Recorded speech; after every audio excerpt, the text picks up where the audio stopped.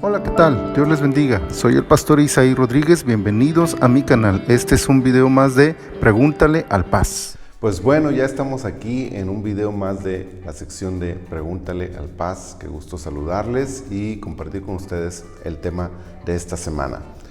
Este tema salió de una charla en la mesa y bueno, pues quiero compartirlo con ustedes. Gracias a Jedi por hacer esta pregunta o este tema, porque salieron algunas preguntas de aquí.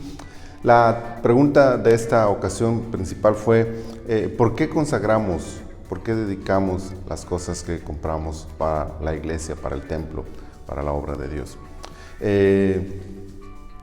Bueno, como todo, vamos a la Biblia y encontramos entonces en la Biblia que muchas cosas son consagradas para Dios, sobre todo aquellas precisamente que son utilizadas dentro del templo, ya sea en el tabernáculo, cuando Moisés construyó el tabernáculo y consagró todos los elementos, incluso los ungió, los roció con el aceite de la consagración. Y luego vemos a Salomón haciendo lo mismo, consagrando los elementos del templo que construyó. Y bueno, eso nos da a nosotros una pauta para decir, bueno, hay que consagrar aquello que dedicamos para la obra del Señor. Ahora, ese consagrar tiene un concepto precisamente de separación, de esto no se va a usar para otra cosa que no sea para el uso dentro del servicio de la obra de Dios. Esa es la idea. Entonces, desde el terreno donde construimos un templo, desde ese terreno que ya es destinado para eso, pues desde ese momento su uso es exclusivo para las actividades de una congregación. Y de ahí pues todo, empezando por el templo, la construcción, las bancas o sillas, instrumentos musicales, equipo de sonido, de audio, de video ahora, ¿verdad? Todos los equipos adicionales o las instalaciones adicionales como la cocina, el comedor, salones y todos los implementos y todos los recursos que se utilizan dentro de la iglesia son consagrados para su uso dentro del templo. Y en ese sentido le damos un valor superior de santidad, de compromiso y de cuidado a las cosas que ya no nos pertenecen a nosotros, sino que le pertenecen a Dios. Entonces tenemos ese cuidado de consagrarlos para el Señor, pensando en que su uso sea exclusivo para la obra de Dios. Y como dije, de ahí salieron otras preguntas y una de esas preguntas fue, bueno, ¿y entonces qué pasa? ¿Por qué a veces por determinadas circunstancias pedimos cosas prestadas a alguien y las usamos para la obra del Señor, pero luego las cosas de la iglesia tal vez no podemos o decimos que no podemos prestarlas para otras cosas fuera de porque están consagradas para el Señor?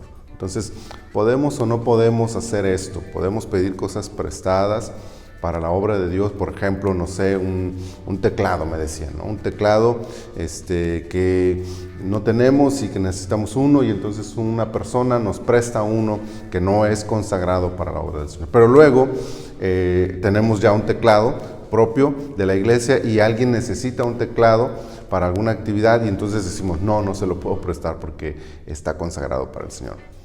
¿Qué hacer ahí o cómo solucionar ese problema? Bueno, solamente en mi mente solamente surge un pasaje de la Biblia que no es exactamente la idea, pero puede darnos algún camino a seguir, alguna orientación. Es el caso de cuando David huye de Saúl y se presenta en el tabernáculo y le dan de comer a él y a sus compañeros pan del consagrado.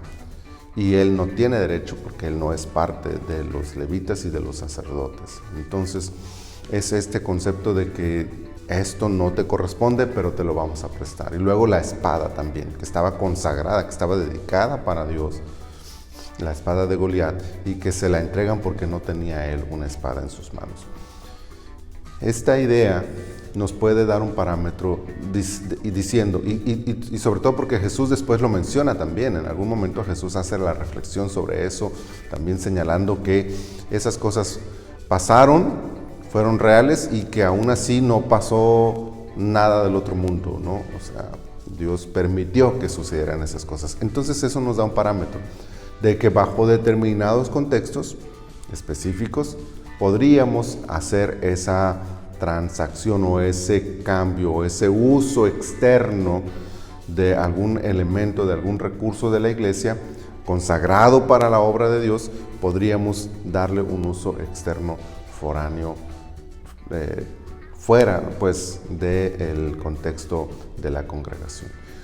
¿Qué contextos? ¿En qué situaciones? ¿En qué condiciones? Bueno, pues eso tendríamos que revisarlo. Yo creo que cada caso tendría que ser particularmente revisado por una congregación, por sus líderes y también por nuestras propias conciencias, ¿no? Yo decía, por ejemplo, bueno, si fuera para un evento familiar donde va a haber un ambiente cristiano, donde se va a usar para cosas cristianas, bueno, pues adelante, ¿no? Pero, por ejemplo, si una persona necesita para tocar un teclado, ¿no? Siguiendo esta idea, y van a tocar música no cristiana, pues me parece que tendríamos que ver la incongruencia, ¿no? De prestar algo que ha sido consagrado para Dios, dedicado para que se toque únicamente para Dios y de repente que lo usemos para otra cosa. Pues creo que habría que tener ese sentido de precaución en ese punto.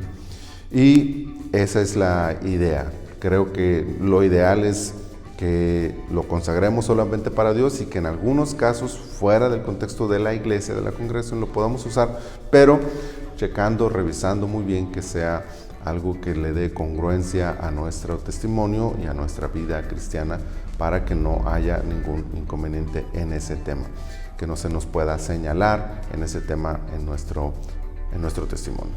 Bueno, más o menos esa sería la idea. Yo sé que es un tema que se presta para algunos otros debates, así que si ustedes tienen algún comentario, si ustedes tienen alguna pregunta, lo pueden hacer aquí en el canal y con muchísimo gusto pues yo iré tratando de contestar o de hacer algún otro video relacionado con esto, ¿ok? Pues muchas gracias a todos, les deseo una semana bendecida y llena de la gloria del Señor. Gracias por acompañarme hasta el final de este video. Les invito a compartirlo, a darle like y a suscribirse a mi canal.